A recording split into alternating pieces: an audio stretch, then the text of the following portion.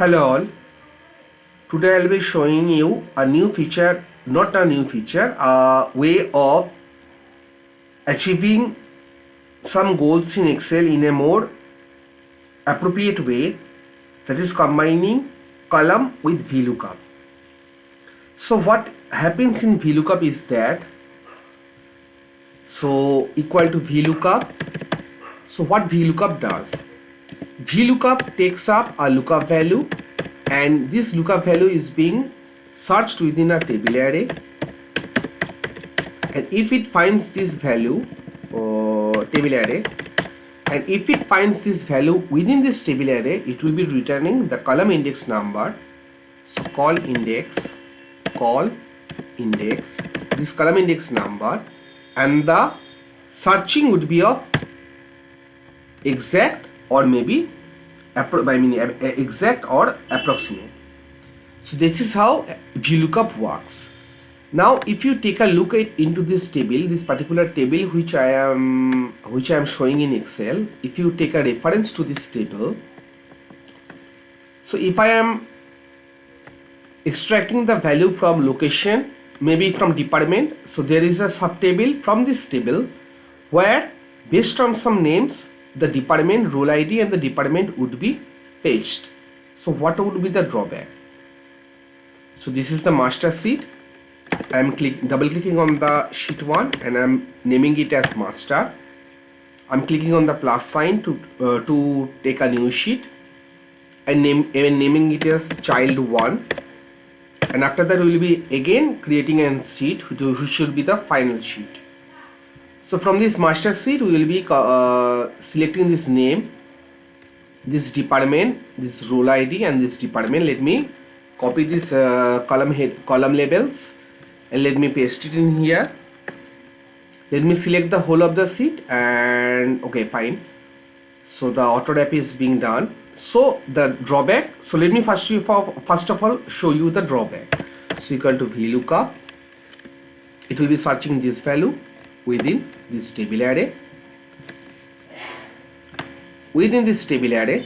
and if it finds this value, what it will do, it will be returning the department, which means that name is in 1, location is in 2, age is in 3 and department is in 4, and the searching would be of exact match 0, and then press enter, and then I'll be dragging it. So dragging means that this A would be fixed, but this 2, so the value would be 2, then 3, then 4. So let me press here, click here and press F4.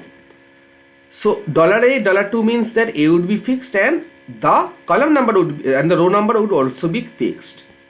Now this A, $2 means that I am pressing F4 again from the key. It would mean that this row number would be fixed but the column number would change, but that is not the scenario. Let me press F4 once again. This means that the column number would be fixed but the row number would change. Now let me press enter. The drawback in this scenario is that I have to drag it all the way across to here and change from 4 to 5, and subsequently we have to change from 5 to here 6. That's it. Now if I write Kiran in here, it would fetch the value. Now the problem with this is that we need to change in each cases this 4 to 5 then to 6. We can overcome this particular drawback by simply writing here column tab is to select that particular value, then go to that master sheet, then select this one, close the braces and then press enter and drag it all the way across to in here. So it's still showing the same value, but it would change in this way that in the master data we have these are other values. So let me press Ctrl C, press here Ctrl V, then select whole of this one and press Ctrl D. Maybe no, it's not working. Ctrl Z. So the formula would be copied here. So let me select all of this and press Ctrl D. Fine.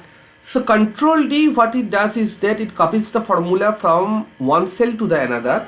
So I select the whole of the range and press control D to copy the values, and to tally these two sheets, that is master and child 1, what we will be doing is that we will be clicking on view, and then we will be clicking on new window, and then we will be clicking on master, and then we will be again clicking on view, and then arrange all, and then vertical maybe, and then press OK.